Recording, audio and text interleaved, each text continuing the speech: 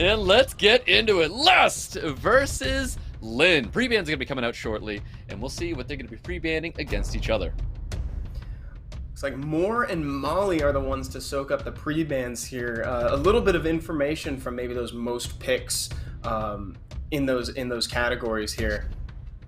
Yeah, that's very interesting to see Molly getting pre-banned out here. Obviously something that he doesn't want to play against here. Les taking the first pick here, and this is going to decide it. Does Les want turn 1, or is he going to take some turn 2 units away from LIN?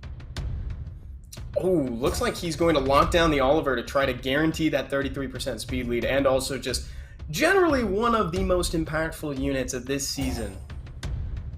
Ooh, okay, so that Cigar, honestly, he might be trying to go for turn 1 after seeing an Oliver. That's oh my god, there you go, there you have it. It's gonna be turn 1 for Les. There's just no doubt about it. The Varisa's been coming into the picture a whole lot here, being a stripper, something that applies a lot of glancing, and obviously having a great base speed as well. I love Varisa as an AoE strip option because not only does she strip, but she also mitigates damage. You know what I like to say, glancing is healing. Damage not taken is health not lost. That sounds like healing to me. And of course, here comes Barbara as a single target strip option to set up Oliver or whatever's going to fill up that 4th and 5th slot. Yeah, Les clearly showing that he wants that turn 1, and there's that big turn 2 shift right there for LIN. Ragdoll Nana, we knew it was coming out here. Yeah, we knew. Now it's like looking like maybe LIN is settling into that potential for the turn 2, something to do after they lose that first turn. Because I don't see any speed leads necessarily coming out. Nobody's trying to match anything. It seems like Lest is going to be taking that one. Ophelia. You know, I'm not too sure if I was Opheliaing this draft here. Yeah, I did that. But we've got a Shizuka also wrapping up the draft. I do like the Shizuka. I don't know if I'm on board with this Ophelia.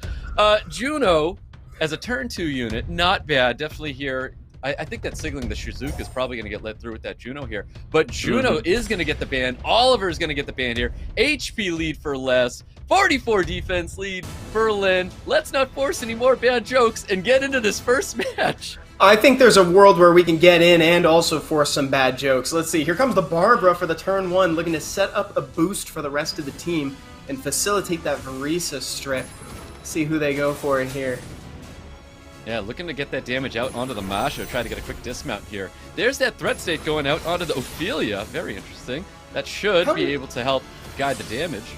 This is looking like something interesting that I have not had the pleasure of seeing live, which would be Shizuka interacting with threat state. Yeah, I'll be honest, I haven't seen it yet. I have heard something about it, but we're about to, oh, well, it looks like we're not going to see it because that buff just got stripped off. It's gone now. It did just get stripped off. It'd be funny if everybody had threat and you can just attack anyone as you please. She has the opportunity if she wants to do all things in nature right now. Obviously, that Masha's not necessarily going to be opening up for it, but chooses to refresh the cooldown time by 1 on Varisa and also protect her. Yeah, definitely. He doesn't want to use that cooldown just yet. Going for a fast link. Big damage coming out here on top of Ragdoll. Ragdoll still standing tall here. Second skill is available. Let's see if you choose to use it. And he did not. A little bit of damage coming towards the Varisa. But luckily not enough to activate the Soul Protect, so she can get a little bit more value out of her right now. A nice stun coming out there, depriving a turn. Very nice stun right there. So now Shizuka's got stuns available. Ragdoll's looking at getting removed, but of course we have an orb left up on the Nana. Ragdoll still standing tall. Stuns are now going out. And there it is, the answer to our question, and it looks like someone in chat just answered the question for us moments before. You can, in fact, attack whomever you want in this situation. So as cool as it looks to have threat on literally everyone, it means the game proceeds as normal. Yep, that is very interesting. So there's one hit going out onto the Varisa. So I would assume once the threat state gets dropped off the Varisa, they have to go after other units that have the threat state. Yeah, so there's still a little bit of flexibility and reliability from that, even just because you lose one, right? So you still get some value out of that. Ragdoll's obviously in torrent range there, but I don't remember if he has it or not. I wasn't paying attention to the skill. I believe he does have that torrent up here, but I don't think he's going to let that slide here. Les may take no Ragdoll before that torrent pops up here. Nice additional turn coming out of the Masha. I think he might have to try to take advantage of a unit here using that second skill. Choosing not to. He's going to be holding on to it. And there's the Varisa taking away that Ragdoll Torrent. Was available, and that is now gone here. We're going to see a second skill coming out of Scar. The defense break for both, choosing to go with just the first skill. Yeah, there you go. And just poking in some damage where they can. Yeah, that is interesting now. I actually kind of like this threat state idea, because as they fall off, you're forcing your opponent to have to go after threat state units only. So it's like if they had a unit of focus that they wanted to go after, well, after they went after twice and there's still threat state, if they got to still deal with all those threat states. Oh, and Atchu on Twitch had just reminded damage reduction from threat is a sweet bonus, though. Whoa, didn't think about that. That's amazing. Nana goes down, no more soul stones available. And now it's looking like maybe Lin should just be considering how they're going to adjust. Again, this is best of 5. Yeah, best of 5 here, but I think Lin's going to be taking his time. And there you have it, Lust taking round 1 away from Lin. Cadiz!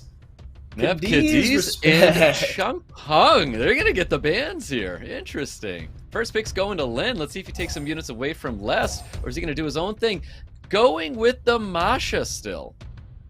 Doing his own thing. So yeah, I think out of the draft last time, the thing that wasn't functioning properly definitely was not Masha. I hate to use the double negative there, but I think that Masha was probably the most reliable unit on that side. And it also denies things that Lest is trying to put on Lin there.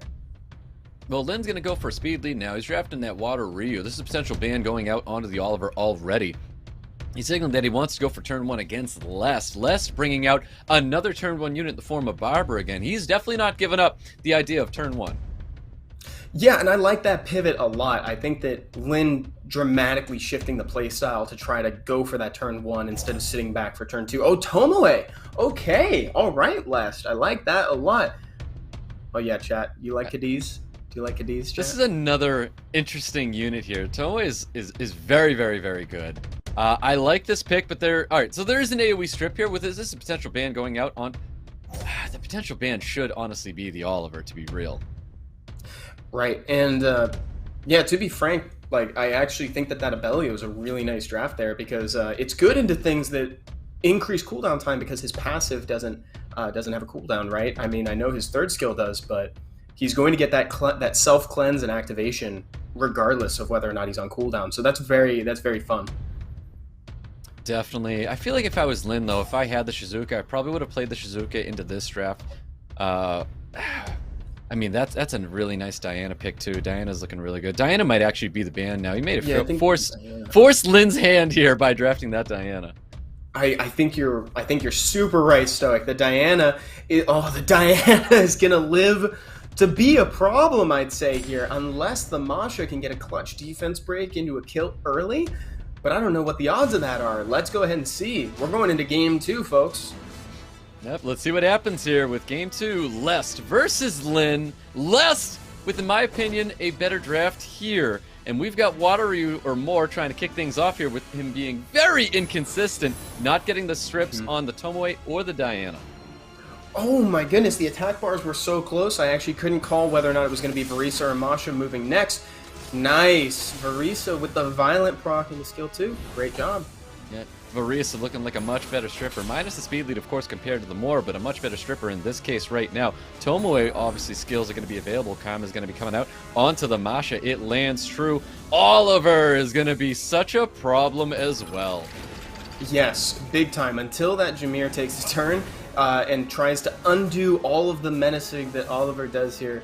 But for now, it's a problem, and Masha's going to take a turn before she can actually even fall into that Karma. Nice stun there. Everything seems to be going in the way of Lest right now.